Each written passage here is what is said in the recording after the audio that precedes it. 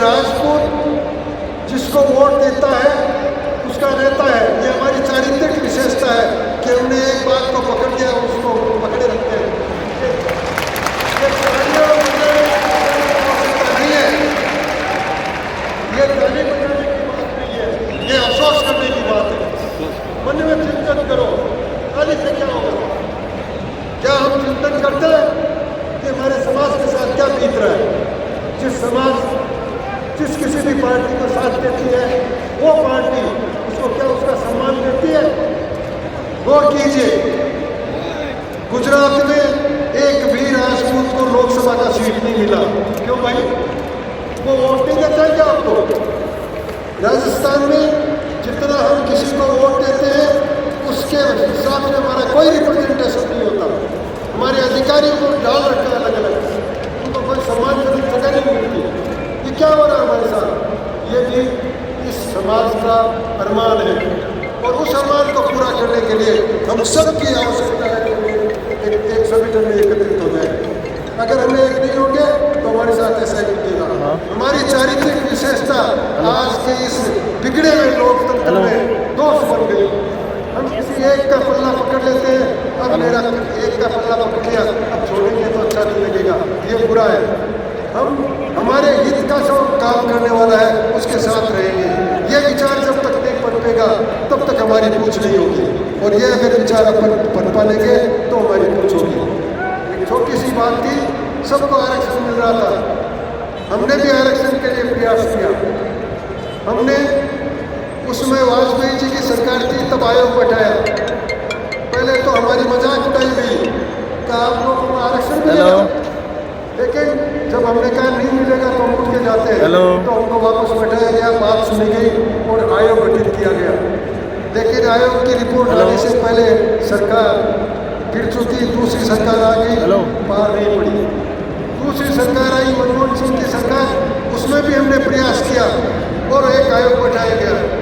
उस आयोग ने भी रिपोर्ट दी लेकिन वो भी लागू नहीं हुई। राजस्थान सरकार ने भी एक आयोग बैठाया राजस्थान में, उसने भी रिपोर्ट दी लेकिन लागू नहीं हुई। लेकिन ये जो सब बातें चल रही थी, वर्तमान सरकार जब पिछली बार थी तो उन्होंने इस बात को माना और उन्होंने ईडब्ल्यूएस का आरक्षण दिया। बहुत अच्छा काम किया कि कम से कम आरक्षण तो दिया, लेकिन उसके साथ जो शर्तें लगा दी वो बड़ी अजीब तरह की लगा दी। आरक्षण में आपके पास 100 गज से बड़ा मकान है तो आपको नहीं मिलेगा। हमारे तो बुजुर्गों ने पीढ़ियों में पहले बड़े बड़े मकान बना दिए, आज उनकी मरम्मत नहीं होती, पत्थर बिखर रहे हैं और फिर भी हमको इससे आरक्षण नहीं मिलेगा क्योंकि वो बड़ा मकान है। ये कोई तरीका हुआ? अगर हमारे इसी तरह की जो दूसरी शर्तें हैं तो उन शर्तों के ऊपर अगर हम चलते रहे तो हम उसमें जा नहीं सकते। जब इसकी रिपोर्ट की गई, राजस्थान सरकार ने उन सब जो इस तरह के जो प्रतिबंध थे उनको कम करके केवल ये रख दिया कि साल भर में 8 लाख से ज़्यादा अगर किसी की इनकम है किसी परिवार की तो नहीं मिलेगा, वरना मिलेगा। हम चाहते हैं केंद्र सरकार भी ऐसा करे। हम चारों तरफ से प्रयास भी कर रहे हैं, अनेक ज्ञापन भी दिए गए हैं, हो सकता है वो विचार भी हो रहा हो। हम राजस्थान सरकार वर्तमान सरकार से भी चाहते हैं कि वो भी अपनी तरफ से बोले कि इस तरह का लागू होना चाहिए, तब जाके हमारे फायदे होंगे, वरना कोई हमारा रिप्रेजेंटेशन बनता ही नहीं, उसमें हमारे लोग पहुँचा ही नहीं सकते। क्यों नहीं जा सकते? क्या हम भारत के नागरिक नहीं हैं? क्या हम किसी पॉलिटिकल पार्टी को वोट नहीं देते? क्या हमारे मताधिकार का हम प्रयोग नहीं करते हैं? हम करते हैं, लेकिन फिर भी हमारी कीमत इसलिए नहीं होती कि हम हमारी पुरानी परंपराओं का भी तो छोड़ के ही नहीं बन पा रहे हैं। हम पुरानी परंपराओं को छोड़े, आज हमारी जो विकृतियाँ हैं हमारी खुद की, दूसरों को दोष देने के लिए तो आज अपन जोर जोर से बोल रहे हैं, लेकिन अपने आप को देखा है क्या? हर परिवार में क्यों झगड़ा हो रहा है? क्यों भाई भाई लड़ रहे हैं? क्यों बहन भाई लड़ रहे हैं? क्या ये हमारी गलती नहीं है? हम परिवार में एक नहीं रह सकते तो इतने बड़े समाज में एक कैसे रहेंगे? इस समाज में भी एक बड़ा रहना है, ये भी समाज का अरमान है। ये समाज का अरमान है कि हम परिवार में शांति से रहें, सौहार्दपूर्ण व्यवहार करें, और केवल हमारे परिवार की या हमारे समाज की बात नहीं है, हम हर मानव मात्र के लिए रहें। हमारे पूर्वजों ने तो पशुओं के लिए जान दी है, बैठकर एक साथ मिलकर देश की तरक्की की बात नहीं कर सकते, राष्ट्र की तरक्की की बात नहीं कर सकते। और इसीलिए ये जो कमियां थी उनको दूर करने के लिए शत्रुघ्न ने प्रयास किया है। शत्रुघ्न ने जो अनुसूचित जातियों के नेता लोग हैं, चिंतक लोग हैं, उन लोगों को बैठाकर बैठाकर बातचीत की। क्या तरीका है, क्या आपकी शिकायत है?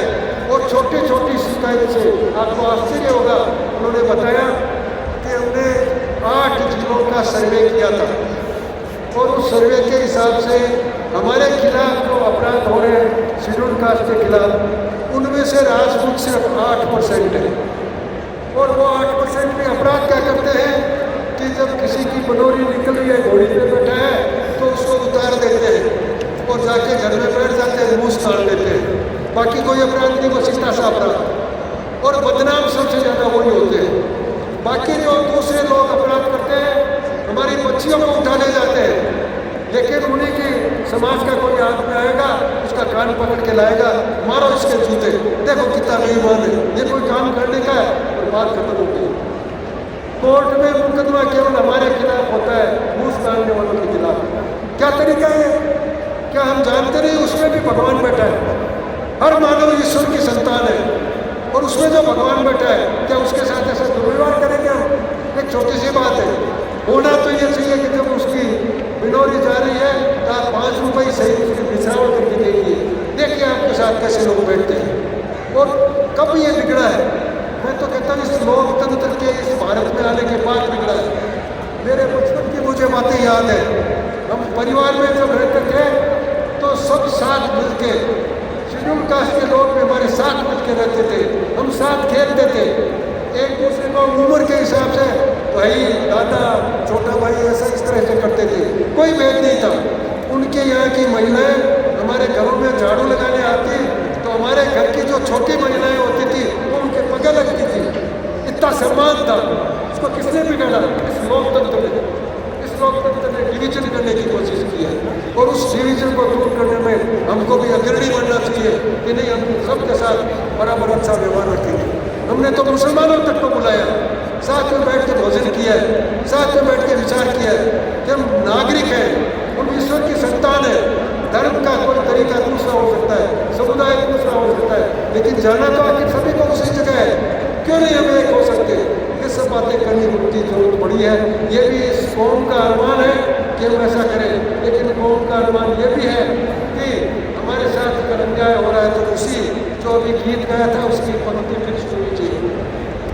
ध्यान रखना मौन मेरा टूट ना जाए। ध्यान रखना, ये मेरा जो मौन है अभी तक नहीं रह रहे, ये टूट ना जाए। दर्द मेरा आग का शोला न बन जाए। आग का शोला बन सकता है ये। कौम के अरमान मुझे बोलते हैं, वो मेरे अरमान बोल रहे हैं। अगर आवश्यकता पड़ी तो ये दर्द का आग जो है वो शोला भी बन जाएगी। इसलिए उनको ध्यान देने की बात है, वो बोलते हैं, लेकिन उनको ध्यान देने की बात है हम दें। हमारे ध्यान देने की बात ज़्यादा महत्वपूर्ण है। अपने आप को सुधारो। शत्रुघ्न का काम यही है कि हर क्षत्रिय अपने संस्कारों को बनाए, अपने आप को सुधारो और सुदैव लोगों की संगठित शक्ति होगी। उस समय अपने को किसी को अपने अरमान बताने की भी आवश्यकता नहीं, हम खुद पूर्ति कर लेंगे। इसलिए आज के इस समारोह को हम इसलिए याद करते रहेंगे कि ये तन सिंह जी के 100 साल पूरे हो रहे हैं और तन सिंह जी ने हमको ये शिक्षा दी है कि राजपूत समाज अपने वर्तमान से बुरी गिरी हुई स्थिति से कैसे ऊपर उठ सकता है। उसके लिए साधना करनी पड़ेगी। सबसे महत्वपूर्ण काम हमारा है। उनको तो अपन दोष देते हैं, वो हो सकता है वो सुधर भी जाएंगे, लेकिन हमारे वाला काम 1-2 साल में नहीं, 1-2 पीढ़ी में नहीं, बहुत लंबा समय चाहिएगा। एक मकान को तोड़ने में थोड़ा सा समय लगता है, जैसे भी मंगाओ और तोड़ दो, और वैसे भी तोड़ना चाहो बिना जैसे भी तोड़ दो, लेकिन मकान निर्माण करने में बहुत समय लगता है। तो हमको तो ये निर्माण करना है। हमारी विकृतियाँ, भगवान राम और भरत भी आपस में लड़ रहे थे, कह रहे थे ये गलती तुम्हारी है, और भरत कह रहा था आपकी मेरी नहीं है। और क्या हो गया आगे जाके? कौरव कहते हैं हमारी संपत्ति है, वो तो है ही, पांडवों वाली संपत्ति भी हमारी है। उस विकृति को धीरे धीरे धीरे धीरे हमारे अंदर विचार करें, उसको दूर करें और आज अपने परिवार से, अपने व्यक्तिगत रूप से, अपने परिवार के अपने समाज के रूप से और मानवता के रूप से लगातार अपनी इन भावनाओं को विस्तारित करके और हम सब जगह जितने भी मानव मात्र हैं उन सब में एकता पैदा हो, ऐसा प्रयास करने का प्रयास करेंगे। जय श्री राम।